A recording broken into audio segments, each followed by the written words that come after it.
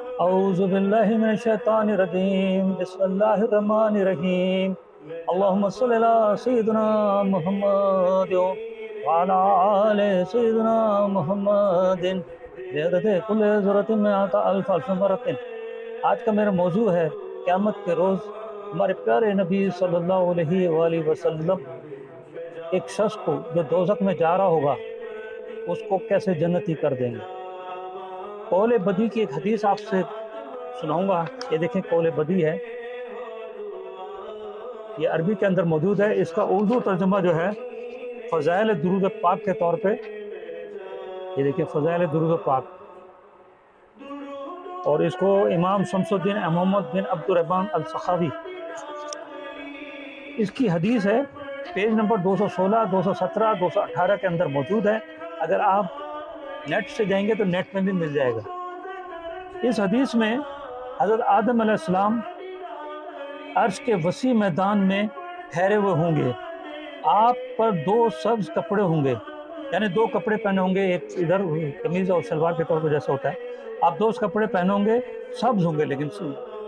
گویا ایک طویل کھجور کی مانند اپنی اولاد میں سے ہر ایک شخص کو دیکھ رہے ہوں گے کہ جنت میں جو جنت میں جا رہا ہوگا، اور اپنی اولاد میں سے اسے بھی دیکھ رہے ہوں گے جو دوزخ میں جا رہا ہوگا۔ اسی اسنا میں کہ آدم علیہ السلام حضرت محمد صلی اللہ علیہ وآلہ وسلم کے ایک امتی کو دوزخ میں جاتا ہوا دیکھ لیں گے۔ حضرت آدم علیہ السلام پکاریں گے، یا احمد، یا احمد صلی اللہ علیہ وآلہ وسلم۔ حضور صلی اللہ علیہ وآلہ وسلم فرمائیں گے، لبیک اے ابو البشر آدم علیہ السلام۔ حضرت آدم علیہ السلام کہیں گے، آپ کا یہ امتی دوزخ میں جا رہا ہے، بس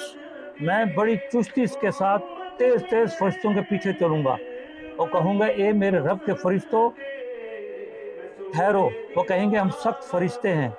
جس کا ہمیں اللہ تعالیٰ نے حکم دیا ہے، اس کی نافرمانی نہیں کرتے ہیں، ہم وہی کرتے ہیں جس کا ہمیں حکم ملا ہے۔ جب حضور صلی اللہ علیہ وسلم مایوس ہو جائیں گے تو اپنی داڑھی مبارک کو اپنے بائیں ہاتھ سے پکڑیں گے اور عرش کی طرف اشارے سے کرتے ہوئے کہیں گے، اے میرے پروردگار،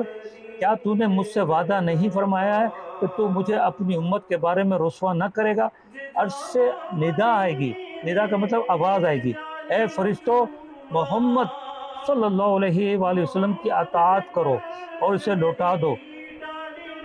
پھر میں اپنی گود سے، یعنی لوٹا دو کہ اس کا مطلب یہ ہے کہ دوبارہ میزان کی طرف لے جاؤ اور حضور صلی اللہ علیہ وسلم کی اطاعت کرو۔ اس وقت قیامت کے روز بھی جو ہے جہاں پہ افراتفری کا معاملہ ہوگا، وہاں پہ بھی جو ہے اللہ تعالیٰ کہے گا اپنے فرشتوں کے، حضور صلی اللہ علیہ وآلہ وسلم کی اطاعت کرو۔ اطاعت، وہاں پہ بھی اطاعت کرنے کا حکم آ جائے گا، اور کہیں گے کہ اس کو جو ہے دوبارہ میزان کی طرف لوٹا دو۔ پھر میں، ہمارے پیارے نبی صلی اللہ علیہ وسلم کہتے ہیں کہ فرماتے ہیں، پھر میں اپنی گود سے سفید کاغذ انگلی کے پورے کی مانند نکالوں گا اور اسے دائیں میزان کے پلڑے میں ڈال دوں گا، اور میں کہوں گا بسم اللہ، بس وہ نیکیوں والا پلڑا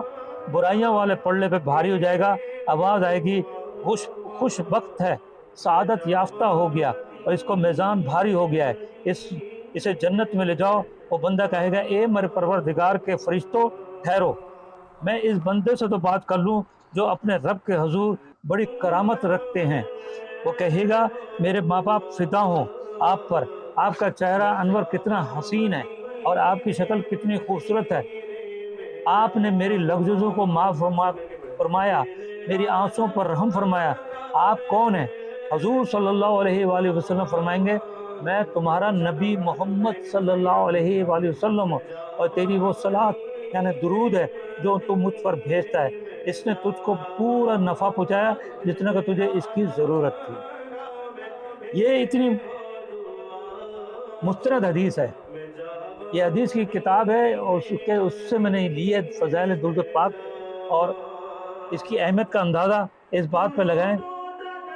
کہ درود فضائل کے درود السلام کی اہمیت کا اس کا لگائیں کہ اندازہ لگائیں کہ کتنا فائدہ ہے، اور قیامت کے روز ہمیں یہ بخشش کا سامان بنائے گا۔ یہ ایک ایسی مستند حدیث ہے جو مختلف حدیث کی کتابوں میں موجود ہے۔ اس حدیث کا ذکر بہت کم لوگ کرتے ہیں، لیکن اس حدیث سے معلوم ہوتا ہے کہ ہمارے پیارے آقا نبی صلی اللہ علیہ وآلہ وسلم کا ہمارا کتنا خیال ہے، آپ صلی اللہ علیہ وآلہ وسلم کے ہر امتی کی کتنی فکر ہے، اور ہم کتنے خوش نصیب ہیں کہ ہم کتنے شان والے اللہ کے رسول کے امتی ہیں، اور اس کی قدر نہیں کرتے ہیں۔ قیامت کے روز کسی میں اتنی ہمت بھی نہیں ہوگی کہ اللہ تعالیٰ سے بات کرے، لیکن ہمارے پیارے آقا نبی صلی اللہ علیہ وسلم کو اختیار ہوگا۔ دیکھیے اختیار کے ساتھ اس حدیث کے اندر اور بھی موجود تھا کہ فرشتوں کو کہا کہ ان کی اطاعت بھی کرو۔ آپ صلی اللہ علیہ وسلم اللہ تعالیٰ سے تو بات تو کریں گے، بلکہ ہماری شفاعت بھی کرائیں گے، ہمارے گناہ بھی معاف کرائیں گے۔ اس حدیث سے ہمیں سبق ملتا ہے کہ ہمیں درود و سلام کی کثرت کرنی چاہیے۔ ہمارے اعمال ایسے نہیں جو بخشے جائیں گے، لیکن درود و سلام کی برکتوں سے انشاءاللہ ہم سب کی بخشش ہو جائے گی۔ اب دیکھیں درود و سلام کی اہمیت کتنی ہے، لیکن شیطان ہمیں درود و سلام پڑھنے نہیں دیتا، ہمیں کوئی نہ کوئی بدعت اور شرک کا فتویٰ دلوا دے گا، شیطان ہی دلواتا ہے، کیونکہ اس میں بڑی رحمتیں برکتیں ہیں درود و سلام پڑھنے میں۔ اب دیکھیں کہ درود و سلام پڑھنے کی وجہ سے ایک دوزخی انسان کو، جو مسلمان کو حضور صلی اللہ علیہ وآلہ وسلم نے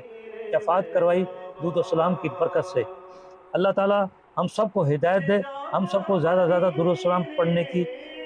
کی توفیق عطا فرمائے، اس میں ہمارا ہی فائدہ ہے۔ اللہ تعالیٰ ہمیں ان کے راستے پہ چلا ان پہ تیرا نام ہوا، ان کے راستے سے بچا جن پہ تیرا غضب ہوا۔ اللہم صلی علی سیدنا محمد وعلی آل سیدنا محمد بعدد کل ذرۃ مئۃ الف مرۃ۔